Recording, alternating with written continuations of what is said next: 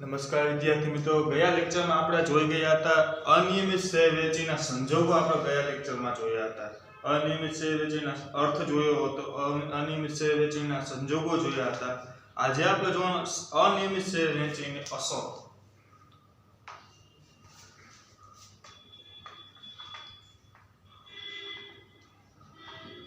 અનિયમિત શેર વહેંચણીની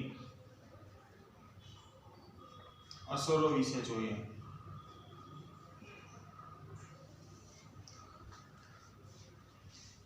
જ્યારે શેર વહેંચણી અનિયમિત હોય ત્યારે અરજદાર પોતાની મરજી હોય તો શેર વહેંચણી રદ કરાવી શકે અને પોતે શેર પણ ભરેલા નાણાં પાછા મેળવી શકે છે.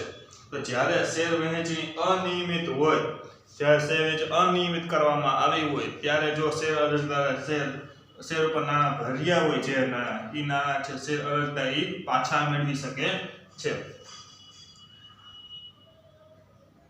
અનિયમિત શેર વહેંચણીના સંજોગોમાં નોંધપાત્ર બાબત એ છે કે અરજદારને નુકસાન થયું હોય તો તે ઈચ્છે તો રદ કરાવી શકે છે. નુકસાન થયું હોય તો રદ કરાવી શકે છે.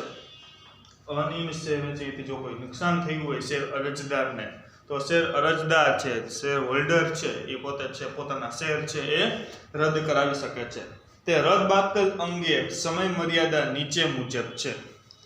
હવે જે શેર છે એ રદબાતલ કરવા હોય તો એની સમય મર્યાદા હોય છે, એની લિમિટ હોય છે. આ સમયગાળા દરમિયાન આટલા ટાઈમની અંદર, આટલા માસની અંદર, એટલે કાયદેસરની જે જોગવાઈઓ છે એ આપણે આમાં જોવાની છે અનિયમિત શેર વહેંચણીની અસરોની અંદર. તો જે શેર અરજદારને કોઈ નુકસાન થતું હોય, શેર જે અનિયમિત શેર વેચીને કારણે નુકસાન થતું હોય તો શેર અરજદાર જો ઈચ્છે તો પોતાના શેર છે એ રદ કરાવી શકે છે. તો એ શેર રદ કરાવવા અંગેની જે સમય મર્યાદા છે તો એ આ મુજબ છે. કાયદેસરની પ્રથમ સભા ભર્યા પછીના 2 માસ સુધીમાં. કઈ સભા? તો કાયદેસરની પ્રથમ સભા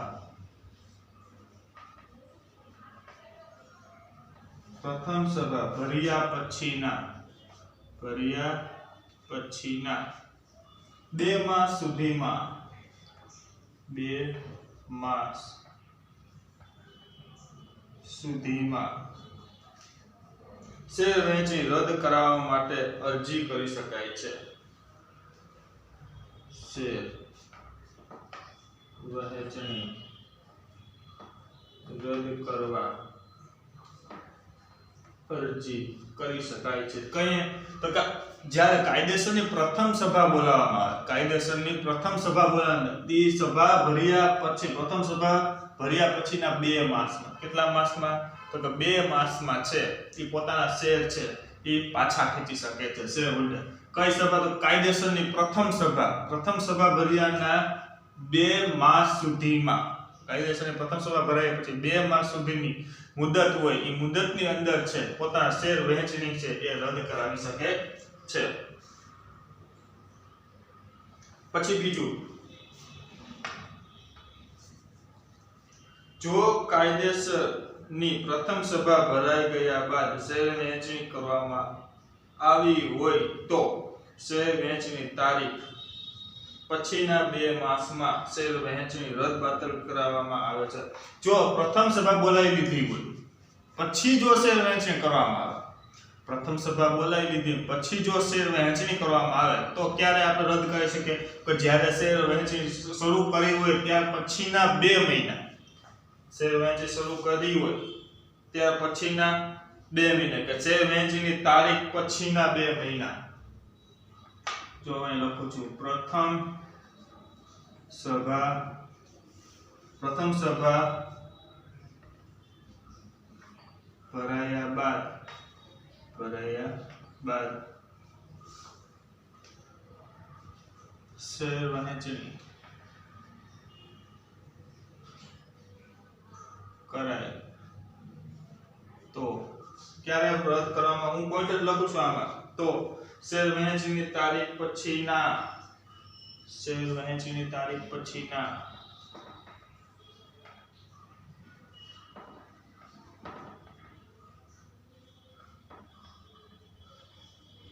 2 માસમાં શેર વહેંચણી રદ કરાવી શકે છે।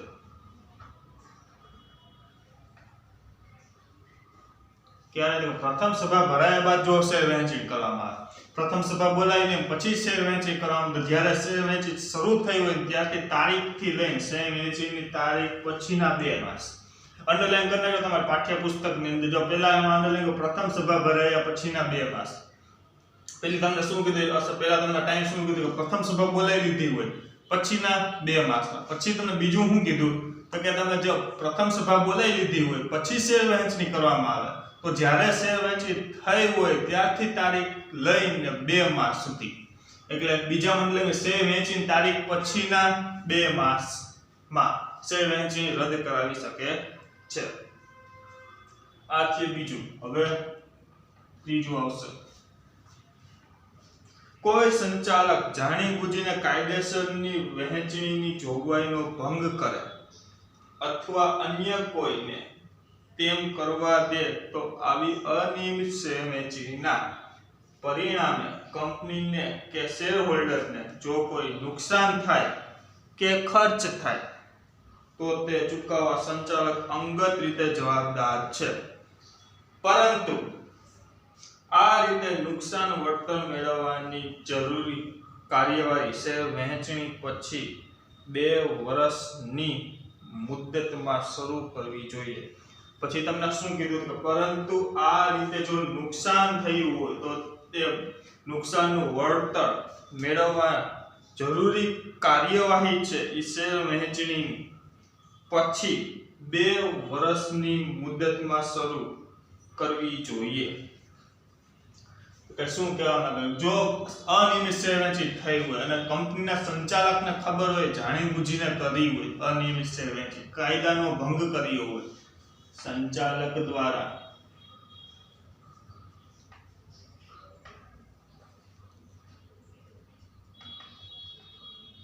કાયદાનો ભંગ કર્યો હોય કે કાયદાનો ભંગ કર્યો હોય કે તેમ કરવા દે તો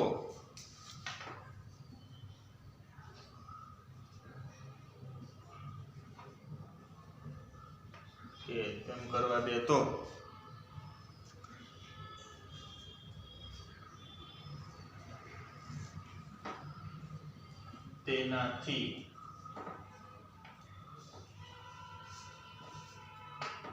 જો શેર હોલ્ડરને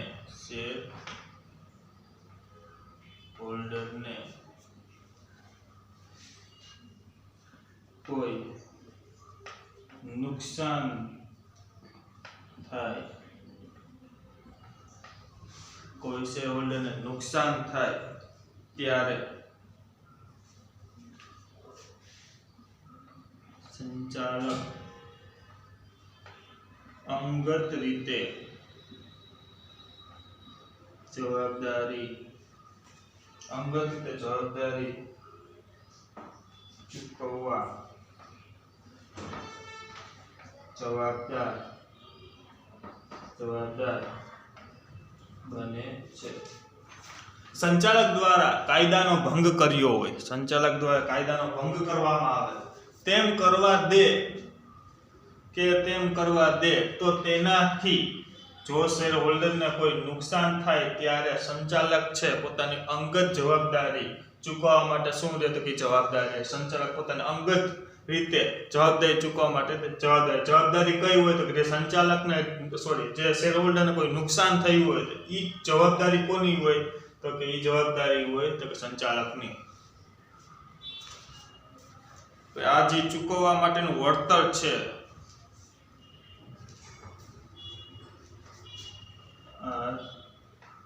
જવાબદારી ચૂકવવાનું વળતર નુકસાનનું વળતર જવાબદારી ચૂકવવાનું આ નુકસાનની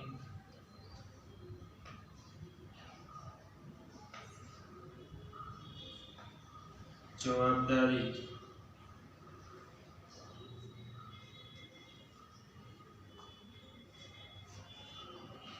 નું વળતર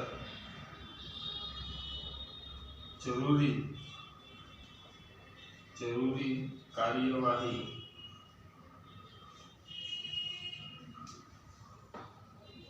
શેર વહેંચણી પછી 2 વર્ષ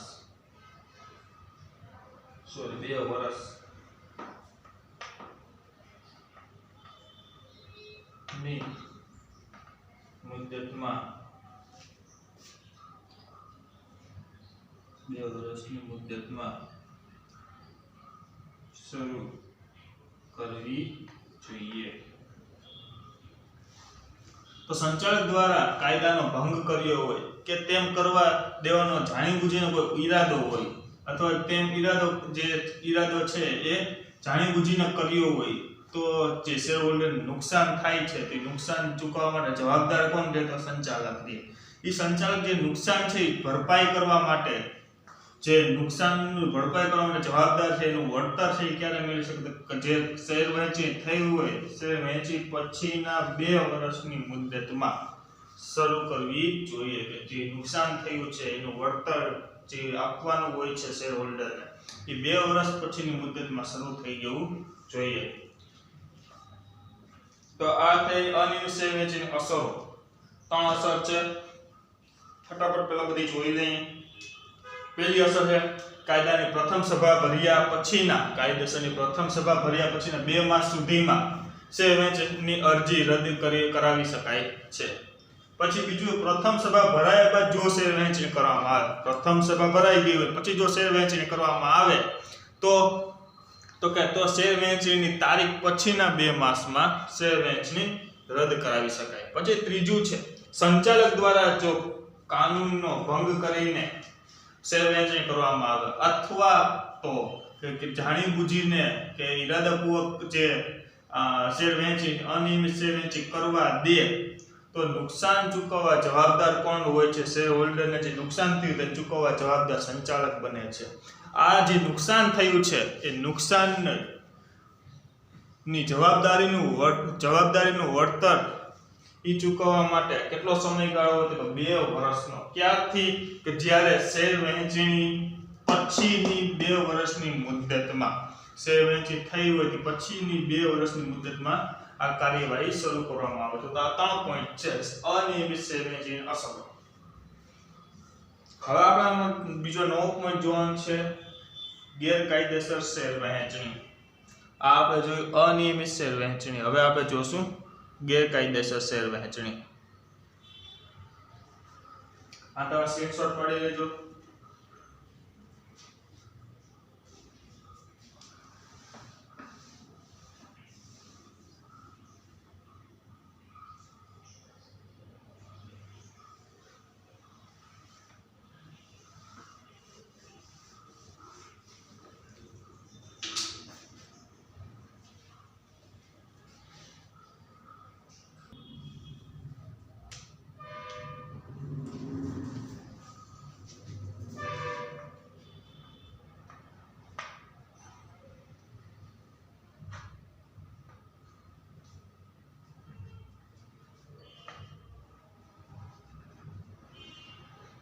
જેટલી અનિયમિત શેર વહેંચણી જેટલી મહત્વની હતી એની જેમ જ ગેરકાયદેસર શેર વહેંચણી એટલી મહત્વની છે।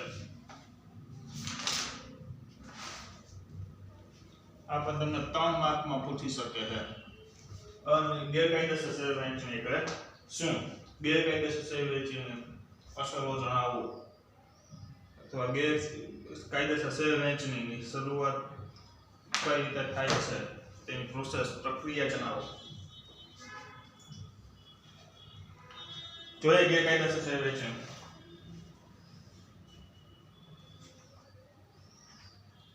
તો શેર વહેંચણી નીચેના સંજોગોમાં ગેરકાયદેસર ગણાય। કયા સંજોગો છે? પહેલો છે એનો અર્થ।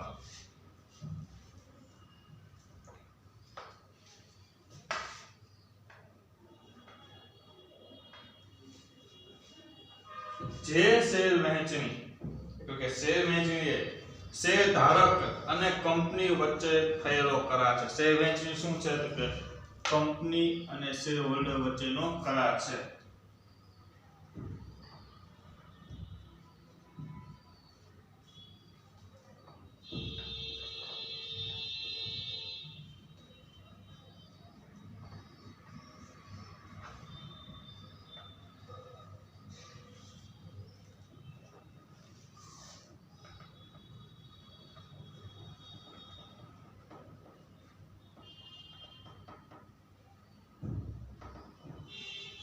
શેર વહેંચણી છે એ કંપની અને શેર હોલ્ડર વચ્ચેનો એક કરાર છે. એટલે શેર હોલ્ડર અને કંપની વચ્ચે કોન્ટ્રાક્ટ નક્કી થયો હોય.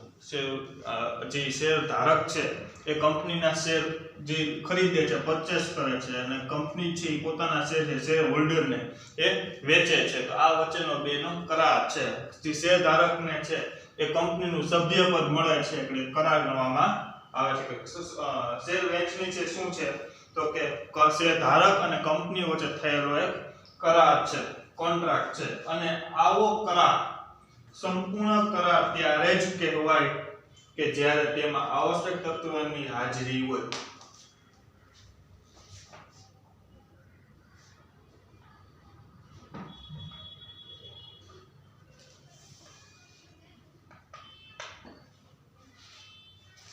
કે આવો કરાર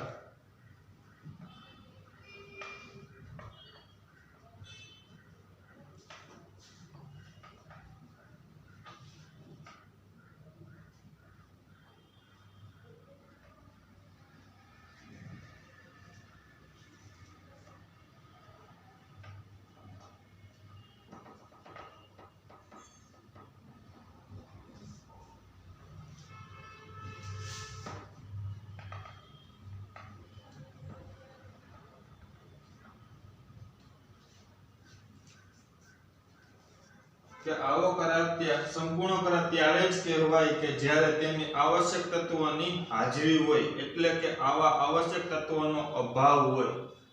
અને જો શેર વહેંચણી થાય ત્યારે ગેરકાયદેસર શેર વહેંચણી કહેવામાં આવે છે.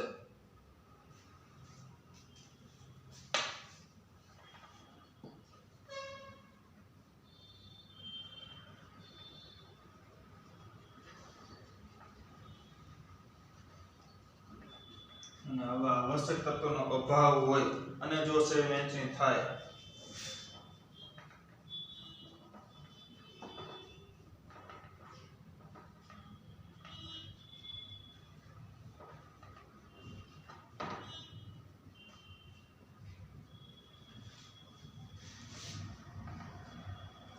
ત્યારે તેને ગેરકાયદેસર શેર વહેંચણી કહે છે. શું કહે છે પેલા ગેરકાયદેસર શેર વહેંચણી? તો કે જે શેર વહેંચણી છે એ કંપની અને શેર હોલ્ડર વચ્ચેનો એક કરાર છે. પરંતુ આ કરારમાં જો આવશ્યક તત્વ હોય તો જે સંપૂર્ણ કરાર કહેવાય. એટલે જે ઘટતી વસ્તુ હોય બધી પૂરી થતી હોય, રૂલ્સ એન્ડ રેગ્યુલેશન બધા ફોલો થતા હોય.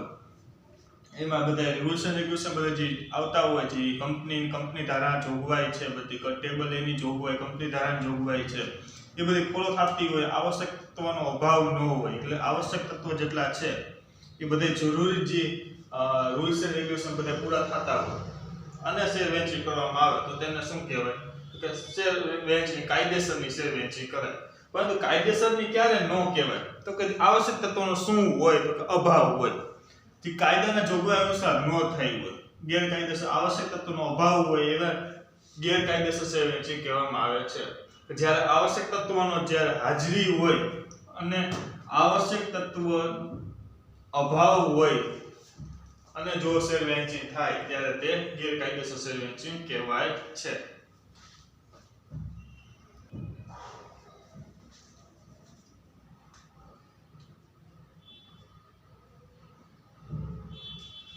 શેર વહેંચણી એ કંપની અને શેરધારક વચ્ચેનો કરાર છે. આવો સંપૂર્ણ કરાર કહેવામાં ત્યારે જ કહેવાય છે કે જ્યારે તેના આવશ્યક તત્વની શું હોય તો કે હાજરી હોય। એટલે કે આવશ્યક તત્વનો જો અભાવ હોય તો તેને શું કહેવાય તો કે શેર વહેંચણી કેવી કહેવાય ગેરકાયદેસર શેર વહેંચણી કહેવાય। તમે શોર્ટ એન્ડ સ્વીટ કીધું છે અહીંથી યાદ રાખજો। પેલા વાત તો તમને ખબર શેર વહેંચણી છે શું છે કંપની અને શેર ધારકો કે શેર હોલ્ડરો છે એ વચ્ચેનો કરાર છે। એ સંપૂર્ણ કરાર ત્યારે જ બને જ્યારે આવશ્યક તત્વ શું હોય તો કે આવશ્યક તત્વ છે એ બધા આવશ્યક તત્વ એ જરૂરી આવશ્યક તત્વ શેર વહેંચણી દરમિયાન પૂરા થયા હોય। પરંતુ જો શેર આવશ્યક તત્વનો અભાવ હોય ત્યારે જો શેર વહેંચણી થાય ત્યારે તેને કહેવાય ગેરકાયદેસર શેર વહેંચણી। શેર વહેંચણી એ શેર ધારક અને કંપની વચ્ચે થયેલો કરાર છે અને આવા સંપૂર્ણ કરાર ત્યારે જ કહેવાય કે જ્યારે આવશ્યક તત્વની હાજરી હોય। એટલે કે જો આવશ્યક તત્વનો અભાવ હોય અને શેર વહેંચણી થાય તો તેને ગેરકાયદેસર શેર વહેંચણી થઈ છે તેમ કહેવાય છે। ગેરકાયદેસર શેર વહેંચણીનો અર્થ છે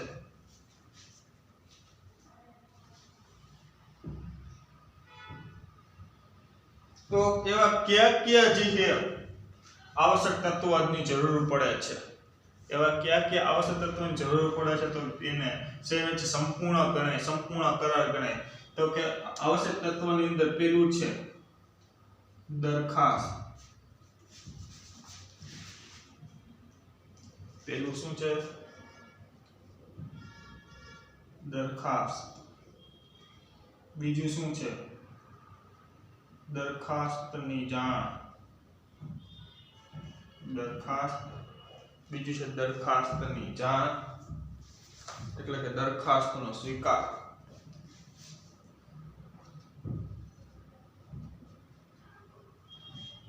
ત્રીજું છે સ્વીકારની જાણ।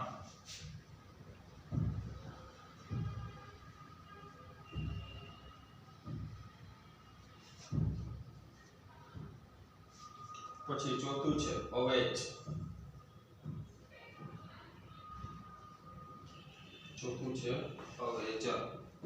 તો આ શું છે તો કે જે આવશ્યક તત્વ છે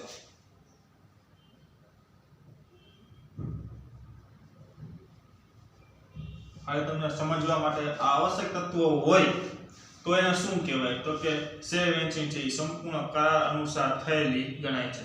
પરંતુ જો આમાંથી આવશ્યક તત્વ આ જેટલા છે એમાંથી ન હોય આવશ્યક તત્વ ન હોય તો તેને કેવી શેર વહેંચણી કહેવાય તો કે ગેરકાયદેસર શેર વહેંચણી ગણવા માટે જેમાં આ તમારા પોઈન્ટ છે એ તમારા ગેરકાયદેસર શેર વહેંચણીના પોઈન્ટ બની ગયા। આ જે આવશ્યક તત્વોનો અભાવ હોય આમાંથી તો એને કેવી કહેવાય તો કે અનિયમિત શેર વહેંચણી ગેરકાયદેસર શેર વહેંચણી ગણવામાં આવે છે। સમજાણું? તો આ તમારા જે અનિયમિત ગેરકાયદેસર શેર વહેંચણીના પોઈન્ટ થઈ ગયા। પહેલું છે દરખાસ્ત, પછી છે દરખાસ્તનો સ્વીકાર, સ્વીકારની જાણ અને અવેજ। પહેલું છે દરખાસ્ત। દરખાસ્ત એટલે કે જે ભવિષ્યમાં શેર ધારક બનવાના ઈચ્છે છે તે કંપની સમક્ષ શેર ખરીદવા માટે અરજી કરેલી હોય આવી અરજીને દરખાસ્ત કહેવાય। એટલે અહીંયા દરખાસ્ત એટલે શું થાય તો કે શેર અરજી કરવી। શેર અરજી કરી એને શું કહેવાય તો કે દરખાસ્ત। અરજદાર છે એ પોતાના શેર જેટલા ખરીદવા માંગે છે એ શેર ખરીદવા માટેની અરજી કરે છે કંપની સમક્ષ તો એને કહેવાય દરખાસ્ત કરી। શેર હોલ્ડર શું કહે છે કે દરખાસ્ત કરી કે પછી દરખાસ્તનો સ્વીકાર। તો અરજદારે જો અરજી કરેલી હોય તો તેનો સ્વીકાર કંપનીએ કર્યો હોય તે જરૂરી છે। સંચાલકો શેર મંજૂરીનો ઠરાવ કરે ત્યારે દરખાસ્તનો સ્વીકાર કંપનીએ કર્યો તેમ કહેવાય। સંચાલકો શેર મંજૂરીનો ઠરાવ કરે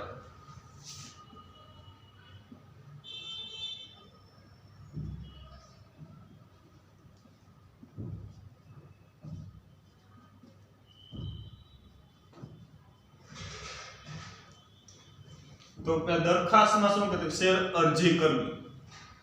દરખાસ્તનો સ્વીકાર કે કંપની પેલા આપણે અરજી કરીએ તો દરખાસ્ત કરી કહેવાય. પછી કંપની એક્સેપ્ટ કરે ફેસબુક ની જેમ છે. આપણે પેલા રિક્વેસ્ટ સેન્ડ કરીએ પછી જેને આપણે રિક્વેસ્ટ મોકલી રિક્વેસ્ટ છે એક્સેપ્ટ કરે એટલે દરખાસ્તનો સ્વીકાર કરે. આપણે રિક્વેસ્ટ સેન્ડ કરીએ શું કહેવાય તો દરખાસ્ત કરી કહેવાય. એ રિક્વેસ્ટ એક્સેપ્ટ કરે તો શું કહેવાય દરખાસ્તનો સ્વીકાર કર્યો તેમ કહેવાય છે. તો હવે છે દરખાસ્તનો સ્વીકાર છે એ સંચાલકો છે એ શેર મંજૂરીનો ઠરાવ પસાર કરે છે. તમે શેર મૂડી ચેપ્ટર અકાઉન્ટમાં ભણી ગયા છો. શેર મૂડીમાં તમને કીધું હોય કે 50,000 શેર બહાર પાડ્યા. કેટલા? 50,000 શેર બહાર પાડ્યા. શેર બહાર પાડ્યા. કંપનીને 52,000 શેર ઉપર અરજી મળી. કંપનીને 52,000 શેર ઉપર અરજી મળી. પછી સંચાલક મંડળ છે એ મીટિંગ બોલાવે કે વધારાની અરજી મળી 2,000 ની. તો એનું શું કરવું કે વધારાની અરજી છે નામંજૂર કરી. શું કરી? નામંજૂર કરી. કે કંપની છે એ મીટિંગમાં જે શેર અરજી વધારા મળી એ શું કરી 2,000 ની તો કે નામંજૂર કરે છે. પરંતુ તમને એમ કે વધારાની અરજી મંજૂર કરી. કંપનીએ વધારાની અરજી પણ મંજૂર કરી. કંપની છે હવે કેટલા ઉપર પૈસા લેશે? 52,000 ઉપર. બરાબર.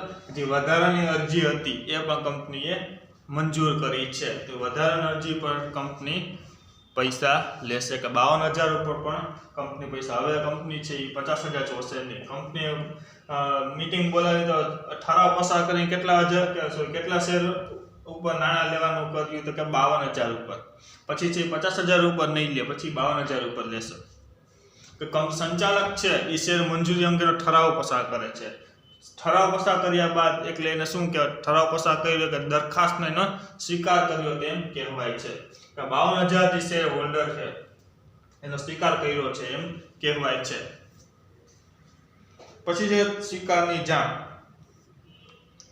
કંપનીએ અરજદારને શેર અરજીના સ્વીકારની જાણ કરવી જોઈએ. જ્યારે કંપની મંજૂરી પત્ર મોકલે તો તે દરખાસ્તનો સ્વીકાર કરી અને તેની જાણ કરી છે તેમ કહેવાય છે. તો દરખાસ્તની જાણ કેમ થાય?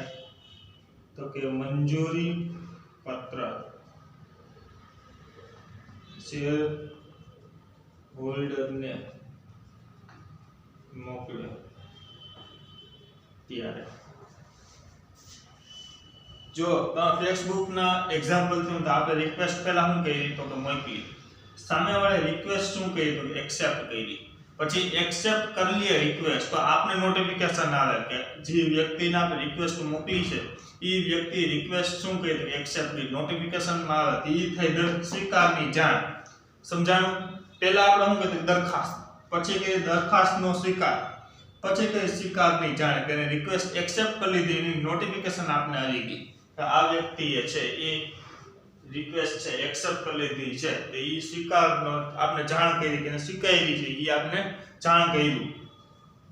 ત્રીજી શેર હોલ્ડર છે એની જે શેર હોલ્ડરની છે અરજી જે હતી કરેલી હતી એ જે શેર અરજી છે એ કંપનીએ મંજૂર કરી હતી. મંજૂરી અંગેની જાણ છે એ શેર હોલ્ડરને કરશે. કોણ કરશે? તો કંપની કોને કરશે? શેર હોલ્ડરને એની જાણ કરશે કે શેર મંજૂરી પત્ર મોકલાવીને જાણ કરશે કે તમારા શેર છે કંપનીએ મંજૂર કરેલા છે.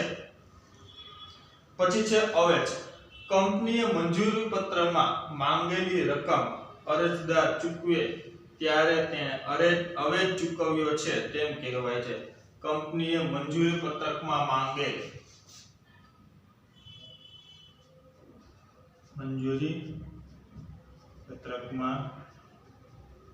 માંગેલ રકમ ચૂકવે ત્યારે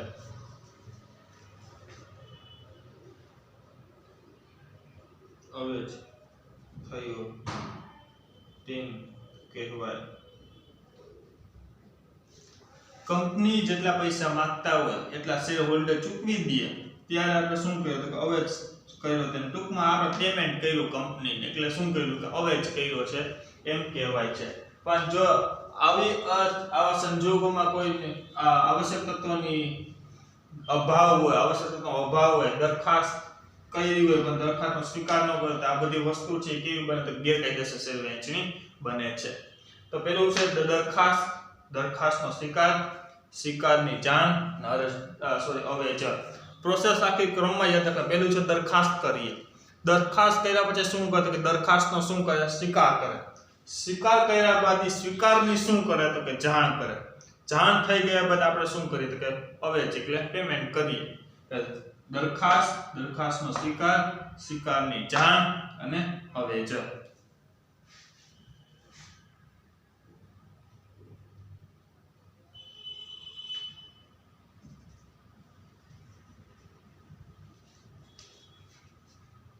તો આજે આપણે અહીંયા સુધી રાખશું નેક્સ્ટ સિસ્ટમમાં જે આગળના ગેરકાયદેસર શેર વહેંચણીની વધારે વિગતવાર ચર્ચા કરશું હજી આજે આપણે અહીંયા સુધી રાખીએ નેક્સ્ટ સિસ્ટમમાં ફરી મળીશું ત્યાં સુધી જય હિન્દ જય ભારત